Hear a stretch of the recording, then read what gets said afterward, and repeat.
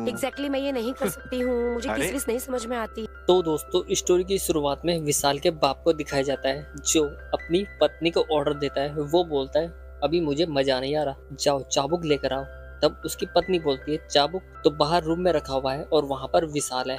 अगर मैं चाबुक लेने गई और विशाल ने मुझे इन छोटे कपड़ों में देख लिया तो पता नहीं क्या क्या समझेगा। लेकिन उसका बाप मानने को बिल्कुल भी तैयार नहीं था। वो बोलता है, नहीं तुम लेकर आओ। वो अंदर कमरे में है और बाहर नहीं आएगा। जिसके बाद महिमा वो चाबुक लेने बाहर रूम में जैसे ही जाती है तो वहां दूसरे रूम से निकलकर विशाल फोन पर बातें करते हुए आता है और अपनी माँ को उन छोटे कपड़ों में देखकर उसे देखने लगता है। जिसके बाद उसकी माँ भी उसे देखती है और छुपते छुपाते हुए अपने आप को ढककर वहां से बाहर रूम में चली जाती है और विशाल भी उसे देखकर अनदेखा कर देता है। वहीं चाबुक को देखकर उसका पति काफी खुश हो जाता है, मतलब अब और भी ज्यादा मजा आने वाला था। वो चाबुक के साथ कम और महिमा के साथ ज्यादा खेलने लगता है। यहाँ पर हमें उन दोनों का एक रोमांटिक सीन दिखाया जाता है जहाँ पर दोनों सुख पा लेते हैं। अब हम उन्हें रोमांस करने देते हैं। कहानी में आगे चलते हैं जहाँ पर हम विशाल को देखते हैं। शायद उसने अपने पेरेंट्स की आवाज को सुन लिया था, लेकिन वो कर भी कुछ नहीं सकता था। अगली सुबह हम विशाल को देखते हैं। वो बाहर बैठकर शायद किसी का इंतजार कर रहा था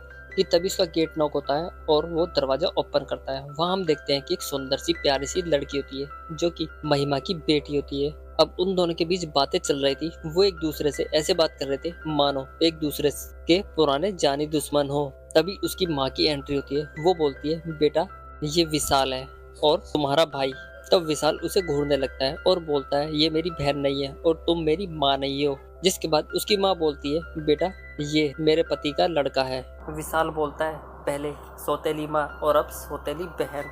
इतना बोलकर वो रूम में जाने लगता है कि तभी उसकी बहन बोलती है, ओए हीरो तू वहाँ रूम में कहाँ जा रहा है। तब वो बोलता है, वो रूम मेरा है और मैं किसी के साथ भी शेयर नहीं करूँगा। यहाँ पर सुहाना की माँ उसे काफ़ी समझाने की कोशिश करती है और बोलती है, बेटा तू आज इसके साथ रूम शेयर कर ले, क्योंकि कुछ दिन के लिए आया है तो कोई दिक्कत नहीं है। तब सुहाना बोलती है, नहीं नहीं इसके साथ तो मैं बिल्कुल भी, और ये क्या, मैं किसी के साथ भी अपना रूम शेयर नहीं करूँगी।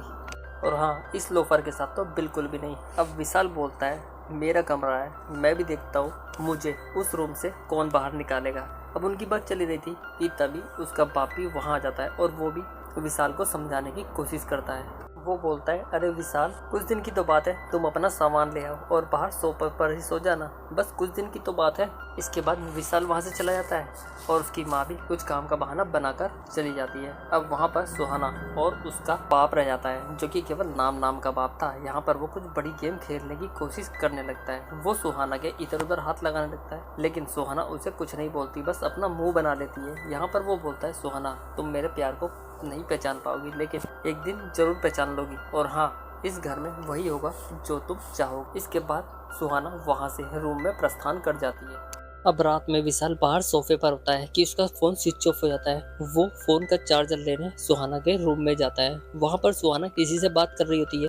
तब वो बोलता है, सुहाना मेरा यहाँ पर चार्जर रह गया है, क्या आप दे दोगे। वो बोलती है, नहीं मैं तुम्हारे बाप की नौकर नहीं हूँ, आकर ले लो। जिसके बाद वो वहाँ से कुछ अपना चार्जर उठाकर जाने लगता है कि सुहाना के मुंह से कुछ गाली निकल जाती है। वो बोलता है, तुमने मुझे गाली क्यों दी। तब सुहाना बोलती है, मैं तुम्हें नहीं अपने बॉयफ्रेंड को गाली दे रही हूँ, जो मेरे साथ साथ एक लड़की के साथ चीट कर रहा है। तब यहाँ पर विशाल उसे समझाता है। वो बोलता है, तुम ऐसा करो, मेरे साथ एक फोटो क्लिक करके भेज दो, तो देखना तुम्हारे बॉयफ्रेंड की कैसी सुलग जाएगी। लड़के खुद तो 4-4 5-5 लड़के घुमाते हैं, अगर उनकी गर्लफ्रेंड किसी और से बात कर ले तो ना जाने वो क्या करने की सोचते हैं। इसके बाद सुहाना उसके साथ कुछ फोटो क्लिक करती है। वो फोटो बहुत प्यारे लगते हैं और वो बोलती है, ठीक है मैं उसे भेज दूंगी। इसके बाद वो जाने लगता है तो सुहाना बोलती है, ऐसा करना तुम मेरे साथ मेरे रूम में रह सकते हो, मैं तुम्हारे साथ रूम शेयर कर सकती हूँ, मुझे कोई प्रॉब्लम नहीं है। तब वो बोलता है, सुबह तो बहुत भड़क रही थी, अब कैस लाइन पे आ गई। इसके बाद विशाल की माँ उसे ढूंढते हुए आ जाती है और बोलती है, विशाल बेटा तुम यहाँ आओ और मैं तुम्हें बाहर ढूंढ रही थी। वो क्या है कि मैंने तुम्हारे मनपसंद आलू के पराठे बनाए हैं, ये लो। मैं जानती हूँ तुम्हारी माँ के हाथ के जैसे तो नहीं बना सकती, लेकिन तुम्हें जरूर पसंद आएंगे। इतना बोलकर वो उसके हाथ में प्लेट दे देती है और विशाल भी उसे कुछ नहीं बोलता। तब महिमा की बेटी बोलती है, माँ मैंने विशाल को बोल दिया है, वो मेरे साथ यहाँ रूम में रह सकता है। तब उसकी माँ बोलती है, बेटा मैं जानती हूँ मेरी बेटी का दिल कितना बड़ा है, और हाँ मुझे पता था तू उसके लिए हाँ कर देगी। वो किसी को भी ज्यादा देर तक नाराज नहीं देख सकती। इतना कहकर वो वहाँ से चली जाती है। अब उनकी बात चल रही थी कि उस लड़के का मैसेज आता है, मतलब उसने ऐसा मैसेज किया था कि वो समझ जाता है ये मैसेज मुझे उसे बेवकूफ बनाने के लिए किया है। तब विशाल बोलता है अब तो उसे लाइन पर लाना पड़ेगा, तुम ऐसा करो किसी लड़के के साथ एक किसिंग वाला वीडियो बनाकर उसे भेज दो। तब सुहाना बोलती है मैं ऐसा नहीं कर सकती, मुझे किसी बिल्कुल भी समझ नहीं आती। लेकिन वो बोलता है अरे तुम्हें किस नहीं करनी, तुम्हें तो केवल बस वीडियो बनाना है, ऐसा करो मैं तुम्हें समझाता हूँ। जिसके बाद वो एक सामने अपने कैमरा ऑन करके रखवा देता है और उसे बोलता है तुम मेरे पास देखो और जैसे मैं कहूँ ऐसे करना, बस किस नहीं करनी है, मैं दूर से उसे वीडियो बनाकर भेजनी है। जिसके बाद वो दूर से किस की वीडियो बनाने लगता है, लेकिन वो कब एक दूसरे को तगड़ी वाली किस करने लगते हैं यहाँ पर हमें कुछ पता ही नहीं चलता और उनका एक रोमांटिक सीन बन जाता है। तभी सुहाना के हाथ से फोन छूटकर नीचे गिर जाता है और वो दोनों दूर हो जाते हैं। इसके बाद वो रूम से जाने लगता है कि तभी सुहाना की माँ जाती है और वो बोलती है विशाल बेटा तुम कहाँ जा रहे हो, ये लो ब्लैंकेट, तुम्हें सोफे पर मुझे पता नींद नहीं आएगी तो तुम यहीं पर सो जाओ। इतना बोलकर वो वहां से चली जाती है। अब विशाल के लिए एक खुला मौका था कि वो जो काम अभी नासमझी में कर रहा था वो यहाँ पर सुहाना के साथ कर सके और सुहाना भी वही करना चाह रही थी जिससे वो अभी डर रही थी। अब वो काम विशाल के साथ कर सकती थी। इसके बाद सुहाना रूम में कपड़े चेंज करने लगती है कि तभी उसके हाथ से कोई कपड़ा फंस जाता है। जिसके बाद वो विशाल को बुलाती है और विशाल की मदद लेती है। यहाँ पर विशाल उसकी कपड़े पहनने में मदद करता है लेकिन वो कुछ सीन बना पाते इससे पहले विशाल उससे बोलता है मुझे कॉल करनी है और बहुत अर्जेंट है, ऐसा करना तुम सो जाना और मैं आकर भी सो जाऊंगा। इतना बोलकर वो वहां से चला जाता है और यहाँ पर सुहाना उसे देखते ही रह जाती है कि वो यहाँ से कैसे जा सकता है। वहीं हम बाहर विशाल को देखते हैं जो बाहर बेड पर जाकर बैठ जाता है। वो बाहर सोफे पर जाकर बैठ जाता है और फोन चलाने लगता है कि तभी उसकी माँ जाती है। वो बोलती है क्या हुआ विशाल, तुम्हारी कमर का दर्द तो सही है? विशाल बोलता है हाँ ठीक है। तब उसकी माँ बोलती है तो यहाँ कैसे, तुम्हें अंदर नींद नहीं आ रही थी क्या? वो बोलता है नहीं ऐसी कोई बात नहीं है, मुझे अर्जेंट कॉल करनी थी तो मैंने सुहाना की नींद खराब करनी नहीं सोची। उसे बोला तुम सो जाओ तो मैं आ जाऊंगा। जिसके बाद उसकी माँ बोलती है तुम इतने दिन बाद तो यहाँ पर आए हो और मैं तुम्हें अच्छे से खुश भी नहीं कर पाई हूँ।